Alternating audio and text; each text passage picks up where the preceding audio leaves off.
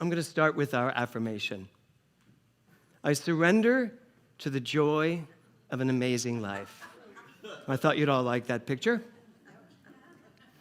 I surrender to the joy of living an amazing life. And to live an amazing life, you have to be willing to take risks. Yes? How many people would call themselves risk takers? That's a lot. But you know what? It's not surprising, because if you are a risk taker, you're in this church. Truly. If you are a risk taker, you have already moved to a new thought, quantum type of church that is kind of saying, let's pay attention to where we've gotten to in 2022. And one of the things that's going on all over the country, probably all over the world, is that churches are falling low in attendance. People are finding their spirituality, they're finding their inspiration elsewhere. You know, Holly talked about it. They've had 2 years sitting at home watching inspiration, seeing it. But I'm here to say, and somebody said to me, well, why don't you just get a TV studio and just do it that way, because that's really how it's going. I would like to risk and say, I disagree. I agree that that's how a lot of people are going to find their inspiration. But I don't know about you, but there is something very special to being in this room. And that's no offense to all of you that are home. Right? But there's something that happens in this room when we all come together and sing. And I don't think that's going to change. That, I think, is going to grow and grow and grow. Now, we might need to present this differently. You know that book, It's Not Your Mother's Church? Well, this is not your mama's church. This is not your papa's church, and certainly not your grandparents' church. But it is time for us to take risks and evolve and grow. I think Neil Simon said it best. That would be the cue. If no one ever took risks, Michelangelo would have painted the Sistine floor.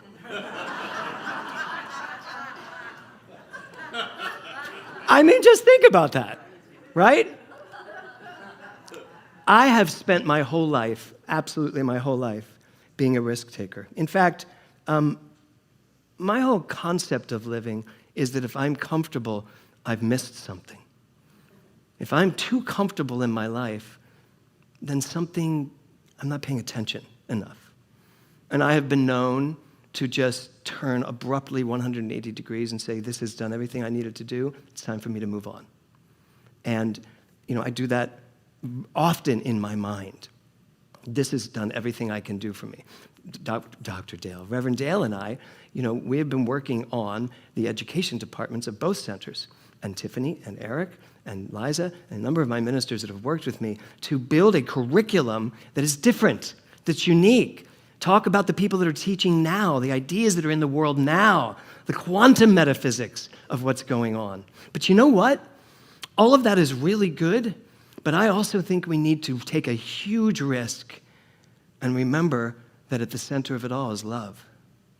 And that sometimes we can intellectualize ourselves right out of feeling.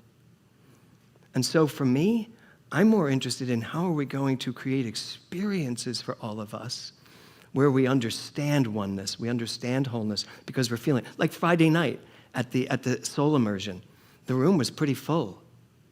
And David and Dale and myself and the sounds and the vibrations, it was so beautiful. When it was over, I was just like, you're just on a cloud. That's what we come here to do. That's more of what we come here to do. And not just, talking heads. And that's one of the things I work very hard when I teach ministers. Don't be a talking head. We can all read the book. Tell us why it's special to you. Tell us how it's working in your life. How is it working in the way you're living? Are you living a better life because of this understanding, because of this philosophy? And of course, don't be an asshole. Because I promised I would say it at least 5 times this morning. So there are concepts in that song. There are concepts in that song that I want to talk about. There's a lyric right at the top that says, jump when they dare me, even if it scares me and I get hurt. You know, how many of us are willing to take the dare, take the risk to get hurt? Barbara just went, I am. It's an important question. I always took dares. My whole childhood, I took dares. I remember when I ate an entire bottle of St. Joseph's Children's aspirin, orange flavor, because my cousin dared me to do it. And, you know, a few stomach pumps later, I realized those dares are not the ones you take, clearly. But tell me I can't do something. Tell me that's never going to work. I remember Dr. Walker, my mentor, my teacher, who said to me, James, you cannot open a church in a theater and run both because one of them will suffer. And my next two words to him were not the two words you think, were watch me. And frankly, it was the reason our center grew so fast, because we had a church with like 30 people in it, but then we had a theater company with 60 people in it, and then we produced an entire year of theater, and everyone that came to our theater had to walk through a lobby and see an Emerson quote in the lobby of the theater, you know, and read the Emerson quote, and then someone that was working the night would say, oh yeah, we have services on Sunday, and before you knew it, we were packed. And we ran a theater company and a church, and did many, many other projects. Because tunnel vision is not any way to be daring in life. You cannot just say, here's who I am and here's what I do. That may work for, here's who I am today and here's what I do today. And I may wake up tomorrow and decide I want to be a belly dancer. Or not. And that's really what risk is all about. Are you willing to take this philosophy and risk where it takes you? That's one of the reasons why we're not exploding out of the doors yet, why we're not one of the major 5 world religions. Well, one, because most people don't want to call it a religion, but mostly because we're asking ourselves to take responsibility for the lives we live. We're saying to ourselves, the universe, this quantum field, is full potential. It's coming through you. What are you going to do with it? Not what am I going to do with it for you. What are you going to do with this knowledge when you get it? Will you take the risk to live that life, to live from that perspective, that I am God? And you know, I get it, I am God. Everybody's like, no, but God is up there and God is in heaven. And I get that version of God. I really do. And I've spent years marrying those two, trying to understand those two, trying to take God, I even do greatness on demand, find ways to make God palpable, to make God appreciated again. But if God is what we all are, how much more appreciative could we be if we really got it? You know, we've heard this for years. God is that seed in your soul. God is that voice in your ear. God is that presence all around you. Yes, yes, and yes. And God is who I am. So it's risky to stand up here and do that.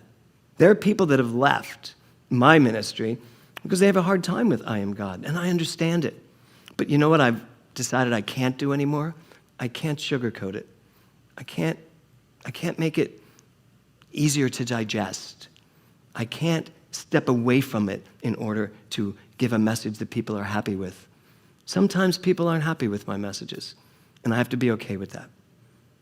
But what I understand is there's only one message ever being given, and that's the love. That love is at the center of it all. So the lyric I have, burn with desire deep in my soul, love like a fire that's out of control, laugh and love and dance and chance and kiss. So burn with desire deep in my soul, and love like a fire that's out of control. Are we ready to live those lyrics? Are we ready to really do that? To burn with desire, to feel the desire. Do you know how many things we put in the way of feeling the desires in our lives? Do you know how many things that distract us from feeling the passion that's in us? And here's the scary part. When you get all those things and put them out of the way, which is also one thing that the pandemic did, it gave people way too much time to think, and they got very nervous. Because like suddenly you were hearing things like, you should be doing something else. What? I was happy with my life. The pandemic ruined it. No, maybe the pandemic came along for all of us to listen and think again. But when we step out of the way of all the distractions and something pops up and it says, Kathy, yours is to write a book. And you're like, I don't write books. You do now. That's what the universe is saying to us. So are we willing to risk hearing what our deep passion and inner desires are asking of us? Sometimes it's huge. It's like, quit your job. Go after what it is you know you love to do. You are only here so long. Why would you prolong joy? Why would you prolong success? Why would you prolong love? Why would you allow something to be later instead of sooner? You know, this week, a friend of mine passed that I wasn't expecting to pass. And it was a beautiful young actor named Lenny Von Dolen. And when his picture came up on my Facebook feed, I was going to bed. I was up late, and it was like after midnight, and I saw his face, and I thought, oh, what's he doing? And he had passed. And I was online for like an hour trying to find out, is this true? He was one of the stars of Twin Peaks, and he has a very successful acting career. And so I thought, is this one of those weird things where they try to say that someone's died? And I couldn't find it anywhere. So I went to sleep, and as far as I was concerned, it was not real. He hadn't died. Somebody was doing something from a Twin Peaks perspective. And then when I woke up, I went right to my Facebook to see, was that? And it was blown up. It was blowing up all over that he had passed. And he was 60, I'm 68, he was 64 years old. And the very first thing that went through my head was, what am I waiting for? James, what are you waiting for? Why are you trying to do things that you think will please people as opposed to doing the things you know are yours to do? And I bring that to all of you today. You know, this concept, these lyrics, it's by the way, when I decided to sing this song. Burn with desire deep in my soul, love like a fire that's out of control. I would love my loving to be out of control. And I don't mean that in certain ways, but no offense. I just mean that I loved everything, that it was just so crazy that I just loved everything, no matter what. And then if you would give me these next lyrics, I'd rather live my whole life with a sense of abandon. Squeeze every drop out, no matter what happens, and not wonder what I had missed. How many people spend so much time thinking about all the things they missed when they were younger? Anybody find themselves doing that?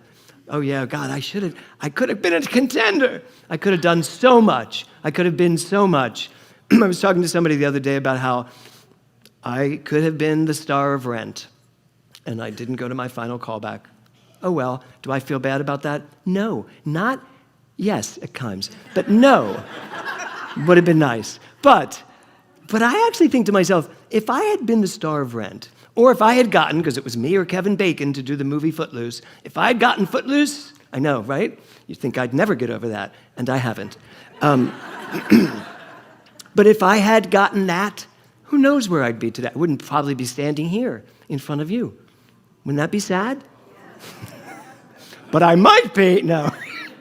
No, but all of those things, when we go back, not wonder what I had missed. You know what? Every moment you are wondering what you had missed, you missed something else. Now you missed another thing because you're worrying about what you missed. And now you missed that, Tiffany, right? I'm done. I'm absolutely done wondering what I had missed in life. Because you know what? Life is phenomenal. And I can now make sure I miss nothing. How's that sound? Yeah.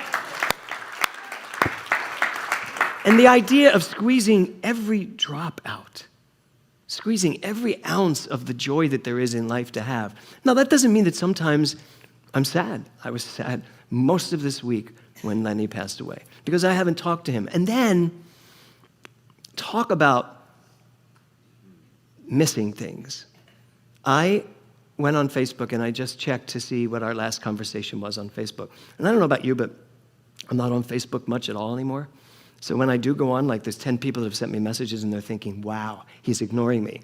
No, I'm ignoring Facebook. So, but I went on and I clicked on it, and there was this beautiful message on Facebook from Lenny to me when Nora died.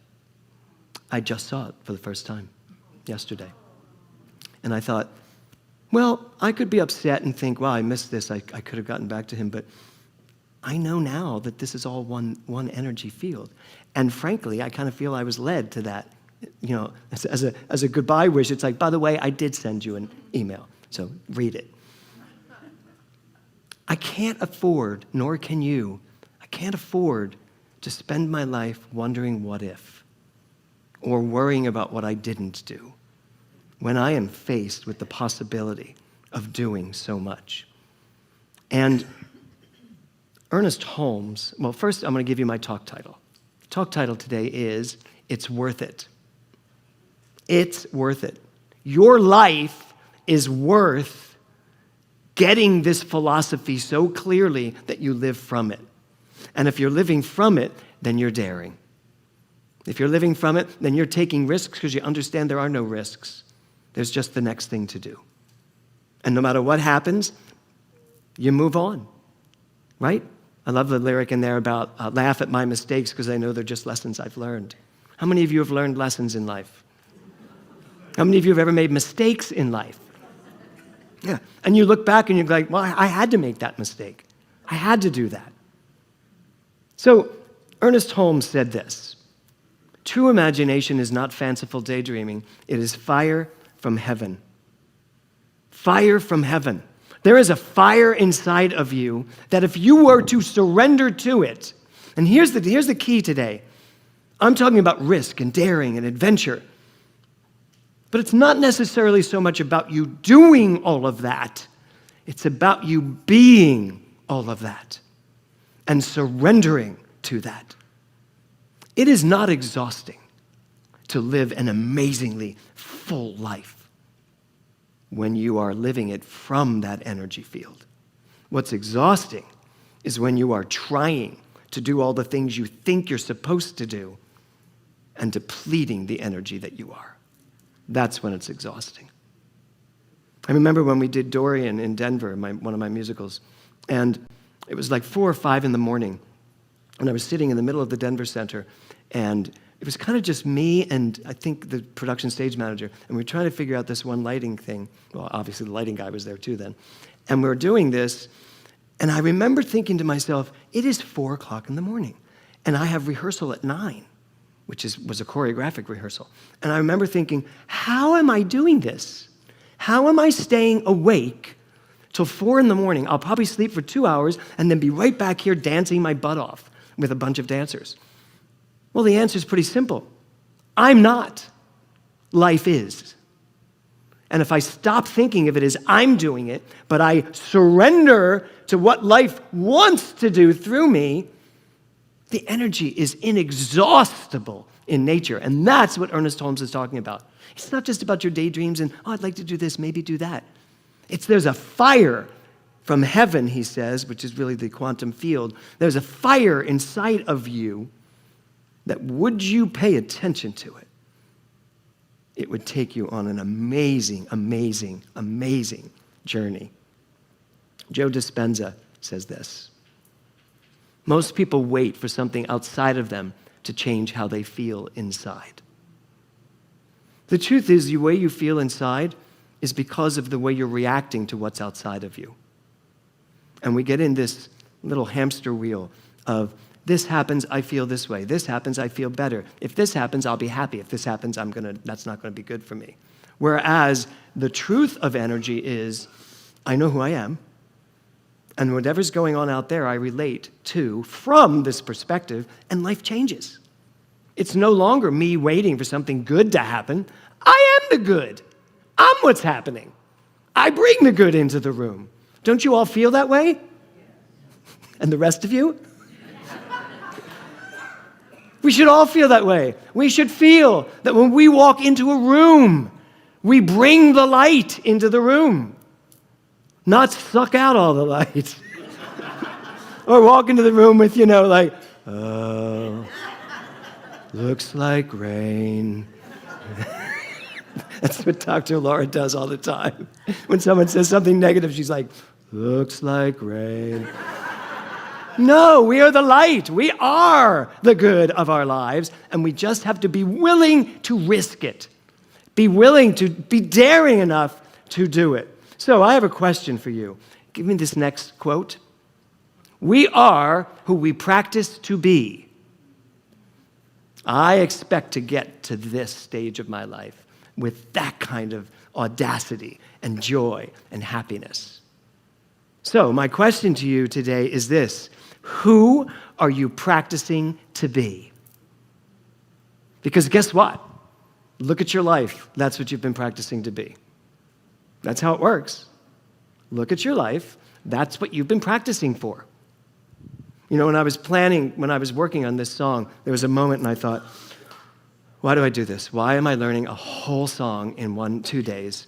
It's just too much. And I was like, no. Because who I practice to be every day is someone who dares to do something that most people will not even think to do because it's just too much. But that's not me. If it's too much, then for me, I do it. Because that just makes me even bigger, stronger, more expansive. And so what if I had to stop? Last night I had to stop and start all over again because I couldn't remember a lyric. The same lyric I screwed up in Los Angeles. And so we're never singing that song again. But it didn't matter. And that's where we have to get to. We have to be willing. Who am I practicing to be? Someone who can never be tripped up by mistakes. They happen, oh well. I told you the story about my son. No big deal. I've got to walk through life. No big deal. The blender blows up and I get goop all over me. No big deal. My car breaks down. No big deal. My blood test came back. My cholesterol's a little high. I'll fix it. No big deal. The big deals that we make in life are what stop us from daring and risking to live the life that is ours to live because we've put the attention somewhere out there on some big deal. So, who are you practicing to be? I'm going to leave you with one sentence today. Your life is worth it. What are you laughing at? Don't be an asshole. Don't be an asshole is not the word. No. You need to tell people who weren't here last. Yes, I did. I told them earlier. Yeah. So, yes. No, that was what we left them with last night. Today, I want to leave you with, you are worth it. Now that sounds simple, doesn't it? You are worth it. But you need to know it, that you are worth being happy. You are worth having what you want. You are worth it. And as simple as that may sound, sometimes it's hard to live because you tend to decide what your worth is based on all of this that's come up to this point. And it has nothing to do with it. Did you know that? It has nothing to do with your worth. Nothing you have done in your life has anything to do with your worth because what you are worth is the entire universal sphere of pure potential. That's what you're worth. This is just what you've done with it so far. And I'd like to just suggest we've kind of just stood on the edge of a cliff with our toes wrapped over the edge. And it is time to hear the call of someone daring you to be someone bigger, someone more full, someone who risks everything because they know they are everything and could never lose anything. You are worth it. And I'm going to leave you with Mark Nepo's quote. There are no wrong turns, only unexpected paths. So get ready, my soul. Get ready for the unexpected paths. There are many coming. You don't know where you're going to be tomorrow morning when you wake up. And I don't want you to know where you're going to be tomorrow morning when you wake up. I want us all, when we go to bed, to just say, take me on a journey. And maybe I'll wake up and my mind will say, hey, I'm going to do this today. There are no wrong turns. Don't be afraid to make choices. Don't be afraid to be bold. Don't be afraid to make decisions and change things up in your life. Even if it means everything around you is going to change. It doesn't matter. What matters is that you're hearing and listening and acting from and moving from this absolute truth that right where I am, everything is possible. Unexpected paths are worth it. Now you just have to be willing to listen, hear, and dare to risk a bigger life. Namaste.